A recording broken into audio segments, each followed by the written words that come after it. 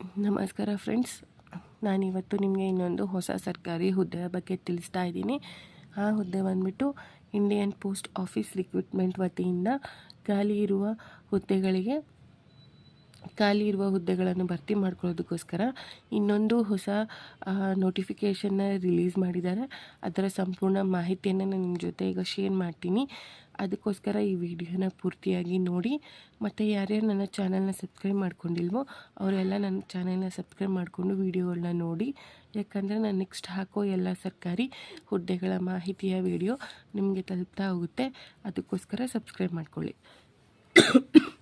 Next ಬಂದ್ಬಿಟ್ಟು department name Indian post office recruitment 2025.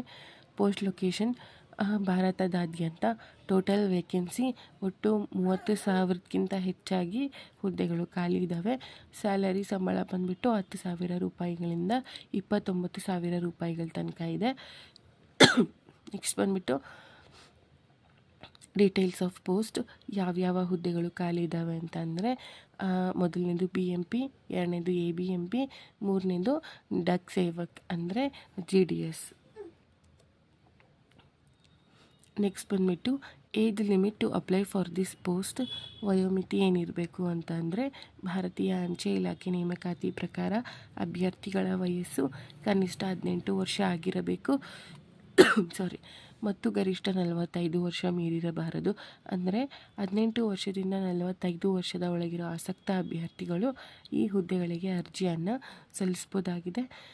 ಅದಾದಮೇಲೆ ವಯೋಮಿತಿ ಸಡಿಲಿಕೆ ಕೂಡ ಕೊಟ್ಟಿದ್ದಾರೆ. ಆ ವಯೋಮಿತಿ ಸಡಿಲಿಕೆ ಬಂದ್ಬಿಟ್ಟು ಪರಿಶಿಷ್ಟ ಜಾತಿ, ಪರಿಶಿಷ್ಟ ಪಂಗಡ ವರ್ಗದ ಅಭ್ಯರ್ಥಿಗಳಿಗೆ 5 ವರ್ಷ ಸಡಿಲಿಕೆಯನ್ನು ಕೊಟ್ಟಿದ್ದಾರೆ. ಹಿಂದುಳಿದ ವರ್ಗದ ಅಭ್ಯರ್ಥಿಗಳು ಹಾಗೂ ಸಾಮಾನ್ಯ ಅಭ್ಯರ್ಥಿಗಳು ಅಂದರೆ 2A 2B 3A 3B ಅಭ್ಯರ್ಥಿಗಳಿಗೆ 3 ವರ್ಷ ಸಡಿಲಿಕೆಯನ್ನು ಕೊಟ್ಟಿದ್ದಾರೆ. ನೆಕ್ಸ್ಟ್ ಬಂದುಬಿಟ್ಟು qualification required for this post. ಶೈಕ್ಷಣಿಕ ಅರ್ಹತೆ ಏನಿರಬೇಕು ಅಂತ ಅಂದರೆ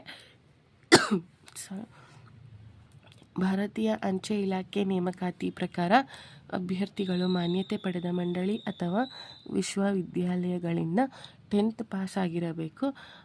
10th ಪಾಸ್ ಆಗಿರೋ ಎಲ್ಲ ಆಸಕ್ತ ಅಭ್ಯರ್ಥಿಗಳು ಈ ಹುದ್ದೆಗಳಿಗೆ ಅರ್ಜಿಯನ್ನು ಸಲ್ಲಿಸ್ಬೋದಾಗಿದೆ. ನೆಕ್ಸ್ಟ್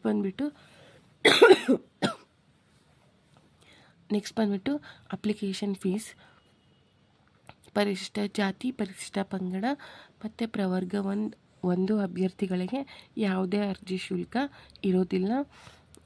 ನೆಕ್ಸ್ಟ್ ಹಿಂದುಳಿದ ವರ್ಗದ ಅಭ್ಯರ್ಥಿಗಳು ಹಾಗೂ ಸಾಮಾನ್ಯ ಅಭ್ಯರ್ಥಿಗಳು ಹಾಗೂ 2A 2B 3A 3B ಅಭ್ಯರ್ಥಿಗಳಿಗೆ 100 ರೂಪಾಯಿ ಅರ್ಜಿ ಶುಲ್ಕ ಇರುತ್ತದೆ. ನೆಕ್ಸ್ಟ್ ಬಂದುಬಿಟ್ಟು ಇಂಪಾರ್ಟೆಂಟ್ ಡೇಟ್ಸ್ ಫಾರ್ ಅಪ್ಲೈಯಿಂಗ್. ಅರ್ಜಿ ಸಲ್ಲಿಸಲು ಪ್ರಾರಂಭ ದಿನಾಂಕ 30/1/2025. ಅರ್ಜಿ ಸಲ್ಲಿಸಲು ಕೊನೆಯ ದಿನಾಂಕ 30/2/2025. ಅಂದರೆ ಜನವರಿ 30ನೇ ತಾರೀಕಿನಿಂದ ಅರ್ಜಿ ಸಲ್ಲಿಸೋದನ್ನು ಪ್ರಾರಂಭ ಮಾಡ್ತಾರೆ. ಮತ್ತು ಅಲ್ಲಿಂದ 30 ದಿನಗಳವರೆಗೆ ಅಂದರೆ ಫೆಬ್ರವರಿ 30ನೇ ತಾರೀಕು ತನಕನೂ ಕೂಡ ಅರ್ಜಿ ಸಲ್ಲಿಸೋದಕ್ಕೆ ಅವಕಾಶವನ್ನು ಕೊಡಲಾಗುತ್ತೆ. ನೆಕ್ಸ್ಟ್ ಬಂದುಬಿಟ್ಟು ಸೆಲೆಕ್ಷನ್ ಪ್ರೊಸೆಸ್ ಬಂದುಬಿಟ್ಟು 3 ಹಂತಗಳಲ್ಲಿ ನಡೆಯುತ್ತೆ. ಇದಕ್ಕೆ ಯಾವುದೇ ಥರದ ಪರೀಕ್ಷೆ ಕೂಡ ಇರೋದಿಲ್ಲ. ಸೆಲೆಕ್ಷನ್ ಪ್ರೊಸೆಸ್ ಬಂದುಬಿಟ್ಟು ಮೆರಿಟ್ ಮೇಲೆ ಆಯ್ಕೆ. 10th ಗಳಿಸಿರೋ ಅಂಕೆಗಳ ಮೇಲೆ ಮೆರಿಟ್ ಪಟ್ಟಿನ ತಯಾರು ಮಾಡ್ತಾರೆ. ಅದಾದಮೇಲೆ ಸಂದರ್ಶನ, ಕೊನೆಯದಾಗಿ ದಾಖಲೆಗಳ ಪರಿಶೀಲನೆ.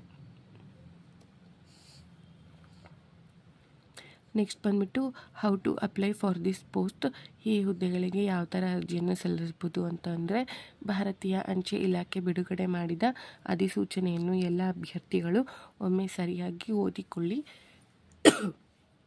ಈ ಭಾರತೀಯ ಅಂಚೆ ಇಲಾಖೆ ರಿಲೀಸ್ ಮಾಡಿರೋ ನೋಟಿಫಿಕೇಷನ್ನ ಡೀಟೇಲಾಗಿ ಓದ್ಕೋಬೇಕಾಗುತ್ತೆ.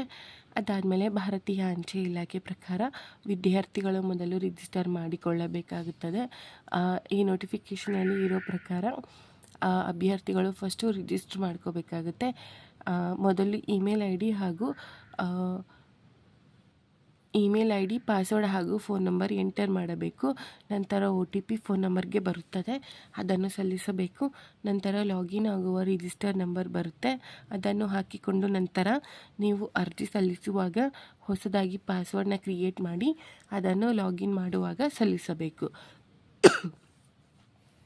ರಿಜಿಸ್ಟರ್ ಮಾಡಬೇಕು ಅಂತ ಅಂದರೆ ಫಸ್ಟ್ ಇಮೇಲ್ ಐ ಡಿ ಮತ್ತು ಪಾಸ್ವರ್ಡ್ ಮತ್ತು ಫೋನ್ ನಂಬರ್ನ ಎಂಟರ್ ಮಾಡಬೇಕಾಗುತ್ತೆ. ಅದಾದಮೇಲೆ ನಾವು ಎಂಟರ್ ಮಾಡಿರೋ ಫೋನ್ ನಂಬರ್ಗೆ ಒಂದು OTP ಬರುತ್ತೆ. ಆ OTPಯನ್ನು ಎಂಟರ್ ಮಾಡಿದ್ದಾದಮೇಲೆ ನಮ್ಮ ಫೋನ್ ನಂಬರ್ಗೆ ಒಂದು ರಿಜಿಸ್ಟರ್ ನಂಬರ್ ಬರುತ್ತೆ. ಆ ರಿಜಿಸ್ಟರ್ ನಂಬರ್ಗೆ ನಾವು ಒಂದು ಹೊಸ ಪಾಸ್ವರ್ಡ್ನ ಕ್ರಿಯೇಟ್ ಮಾಡ್ಕೋಬೇಕಾಗುತ್ತೆ. ಇದಿಷ್ಟು ಕೂಡ ರಿಜಿಸ್ಟರ್ ಪ್ರೊಸೆಸ್ ಆಗಿರುತ್ತೆ. ನೆಕ್ಸ್ಟ್ ಬಂದುಬಿಟ್ಟು ಲಾಗಿನ್ ಪ್ರೊಸೆಸ್. ವಿದ್ಯಾರ್ಥಿಗಳು ಪಾಸ್ವರ್ಡ್ ಮತ್ತು ರಿಜಿಸ್ಟರ್ ನಂಬರ್ ಹಾಕಿಕೊಂಡು ಲಾಗಿನ್ ಆಗಬೇಕು. ಸರಿಯಾಗಿ ಅರ್ಜಿಗಳನ್ನು ತುಂಬಬೇಕು. ನಂತರ ಬೇಕಾಗುವ ಎಲ್ಲ ದಾಖಲೆಗಳನ್ನು ಅಪ್ಲೋಡ್ ಮಾಡಬೇಕು. ಅಂದರೆ ಲಾಗಿನ್ ಮಾಡಬೇಕಾದ್ರೆ ಪಾಸ್ವರ್ಡ್ ಮತ್ತು ರಿಜಿಸ್ಟರ್ ನಂಬರ್ ಎರಡನ್ನೂ ಎಂಟ್ರಿ ಮಾಡಬೇಕಾಗುತ್ತೆ. ಅದಾದಮೇಲೆ ಲಾಗಿನ್ ಆಗ್ತೀವಿ. ಅದಾದಮೇಲೆ ಅರ್ಜಿಗಳು ಓಪನ್ ಆಗ್ತವೆ. ಅರ್ಜಿಗಳು ಓಪನ್ ಆದಮೇಲೆ ಅವರು ಕೇಳಿರೋ ಎಲ್ಲ ದಾಖಲೆಗಳನ್ನು ಕೂಡ ನಾವು ಡೀಟೇಲಾಗಿ ಫಿಲ್ ಮಾಡ್ಕೋಬೇಕಾಗುತ್ತೆ.